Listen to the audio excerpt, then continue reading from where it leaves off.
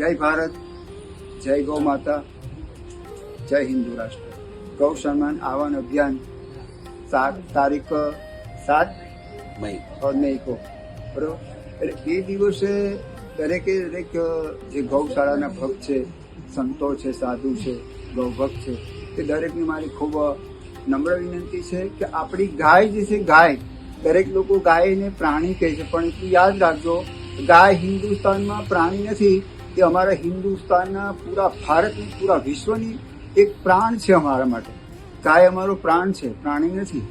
પ્રાણી તો જેમને બીજા બે વ્યક્તિને કહી શકો છો, ગમે એ પ્રાણીને, પણ આ ગાય છે જે અમારી માં કહેવાય, અમારા હિન્દુ સમાજ માટે, અમારા સાધુ સમાજ માટે. એટલે ગાયના માટે જેટલું બને એટલું તમારે જ્યાં પણ ક્યાંક એનો પ્રોગ્રામ હોય, એના વિશે ક્યાંક ઘાસચારણ ક્યાંક બી એનું સંગઠનનું હોય તો તમે જાઓ અને ત્યાં આગળ એકત્રિત થાવ. અને સરકારને આપણે એને જવાબ આપણે લેવાનો છે કે આ ગાયને આપણે પ્રાણી નથી, પ્રાણ છે આપણો. એટલે ગમે ત્યારે તમે ગમે તે કોઈ વિસ્તારમાં, આજે આ સંસ્થા એટલું મોટું એક કારોબાર ઉપાડેલું છે આટલી નાની ઉંમરમાં. ધન્યવાદ છે, એમને ખૂબ ખૂબ અભિનંદન છે કે આશીર્વાદ ભગવાન મારી નંદનદાન ખૂબ જ દાદા, એમને ખૂબ એવા આશીર્વાદ કે આટલી નાની ઉંમરમાં એટલું મોટું છેક મણિપુર અને કયા કે આખા ભારતમાં ફરીને ગાયના માટે એટલું એ રક્ષણ કરે છે. ધન્યવાદ છે આવા સંતોને.